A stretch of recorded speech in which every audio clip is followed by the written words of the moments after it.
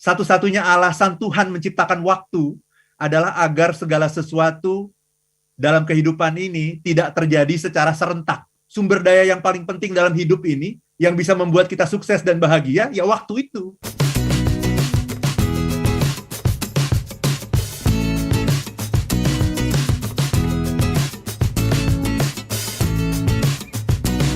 Oke, Pak Arfan, mungkin dua tanggapan tadi bisa ditanggapi oleh Pak Arfan mengenai lebih baik hidup ya meskipun nggak berguna, sama kita gimana caranya bisa tetap ingat karena waktu kita nggak beli nih, Pak Arfan. Silakan, Pak Arfan.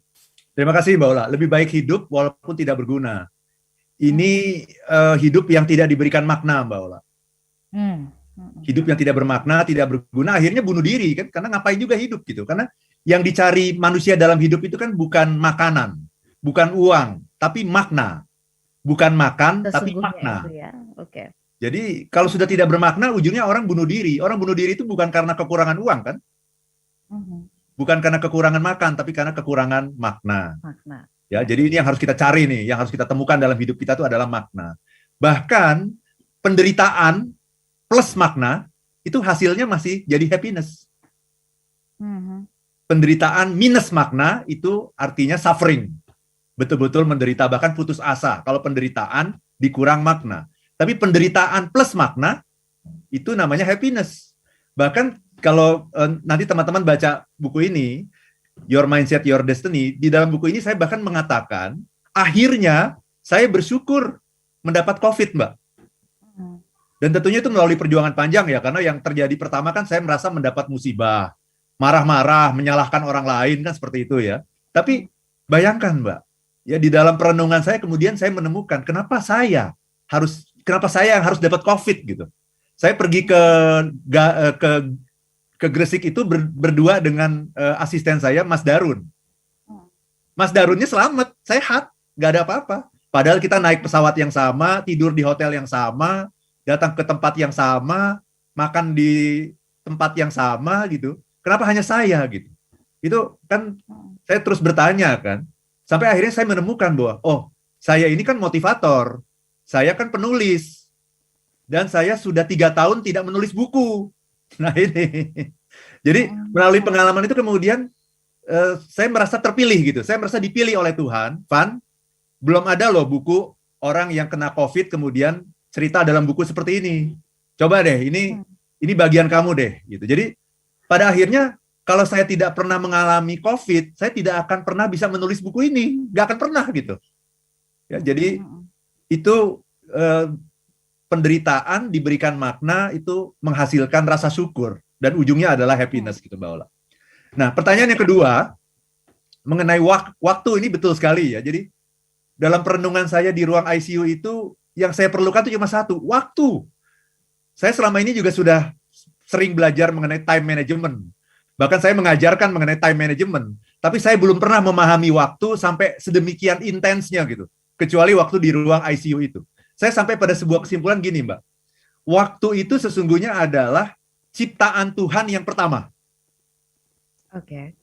Jadi time was God first creation. Jadi sebelum Tuhan menciptakan langit, bumi, dan segala isinya ini, nomor satu, Tuhan itu menciptakan waktu. Diciptakan waktu. Ya, kemudian setelah ada waktu, kemudian barulah Tuhan menciptakan bumi dan sebagainya dalam 6 hari, kan seperti itu ya. Itu kan waktu semuanya gitu. Jadi kalau tidak ada waktu, ini saya meminjam dari Einstein. Einstein ini kan pakar relativitas ya. Dia bilang begini, satu-satunya alasan kenapa waktu itu harus ada adalah agar sesuatu dalam hidup ini tidak terjadi secara serentak. Ini menarik sekali. Ini breakthrough nih, Mbak. Jadi satu-satunya alasan Tuhan menciptakan waktu adalah agar segala sesuatu dalam kehidupan ini tidak terjadi secara serentak. Jadi ada yang namanya kemarin, ada yang namanya hari ini, ada yang namanya besok gitu. Dan di situ manusia bisa melakukan yang terbaik gitu, karena manusia yang namanya hidup itu sesungguhnya terdiri dari waktu. Jadi yang menyusun kehidupan ini adalah waktu. Sehingga saya sampai pada sebuah kesimpulan bahwa anugerah Tuhan yang terbesar yang diberikan kepada kita itu adalah waktu. Dan kalau kita meninggal dunia itu berarti habisnya waktu.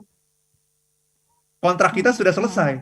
Nah, tetapi sayangnya yang namanya waktu ini, sayangnya dalam tanda petik ya, yang namanya waktu itu tidak kelihatan. Sehingga banyak orang yang tidak menyadari bahwa sumber daya yang paling penting dalam hidup ini, yang bisa membuat kita sukses dan bahagia, ya waktu itu. Tapi banyak orang yang tidak menyadari. Kenapa? Karena tidak kelihatan. Gratis gitu ya. Tapi walaupun gratis kan, yang namanya waktu itu kan gratis tapi tak ternilai harganya. Tidak bisa dimiliki. Waktu itu tidak bisa dimiliki, tapi bisa digunakan. Tidak bisa disimpan, tapi bisa dipakai.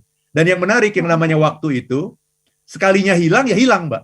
Itu bedanya dengan uang. Kalau uang sekalinya hilang, kita bisa cari lagi. Kalau waktu sekalinya hilang, hilang gitu. Sehingga ketika kita menyadari ini, kita akan selalu cherish every moment gitu. Dan ujung dari semuanya adalah kebahagiaan. Dan kalau kita tidak mendapatkan itu, yang terjadi hanya satu, Mbak. Regret. Penyesalan, Mbak Ola. Oke. Oke. Sebelum terjadi penyesalan, ya, kita ingin tentu ketika ada waktu ini, mari kita berubah. Pak Arfan, saya kembali ke pertanyaan tadi saya sebelum jeda ya. Banyak orang yang nggak percaya bahwa perubahan itu dimulai dari perubahan mindset atau pikiran begitu ya. Orang berpikirnya ya udah gerak, tindakan nyata dan sebagainya. Saya ingin Pak Arfan mencoba menjelaskan ketika Bapak berubah di mindset itu, lantas dia mempengaruhi apa? Apa yang Bapak rasakan gitu ya? Gerak Bapak berubahkah? Kemudian sikap Bapak kepada dokter mungkin terhadap orang-orang di sekeliling Bapak itu menjadi juga berbedakah atau bagaimana? Silakan Pak Arfan. Very good question, Mbak Ola ya. Ketika mindset berubah, semuanya berubah. Semuanya berubah. Karena mindset itu ada di bawah sadar kita gitu. Jadi subconscious mind gitu ya. Dan dia mengendalikan semuanya, Mbak. Ketika saya sadar bahwa waktu sangat berharga. Saya tidak pernah menyia-nyiakan waktu walaupun sedetik pun gitu untuk sesuatu yang tidak berguna gitu. Ketika saya sadar bahwa COVID itu berbahaya gitu ya. Itu nggak perlu disuruh lagi tuh kemana-mana pakai masker 2 lapis, pakai face shield sekarang. Itu penampilan saya sekarang kan seperti itu. Pakai masker 2 lapis, benar-benar ketat, pakai face shield lagi. Kalau ke rumah sakit kadang-kadang saya masih pakai tutup kepala tuh Mbak Ola. Ya. Jadi itu terjadi secara otomatis gitu. Nah, jadi itulah powerfulnya yang namanya mindset gitu. Tetapi kalau perubahan itu terjadi hanya di level perilaku saja, itu seringkali tidak bertahan lama yang namanya perilaku gitu. Perilaku itu hanya sesuatu yang ada di depan panggung. Front stage-nya berubah. Tapi ketika kita berada di belakang panggung, tidak ada yang melihat, tidak ada yang memperhatikan, kita akan kembali ke perilaku semula, Mbak Ola.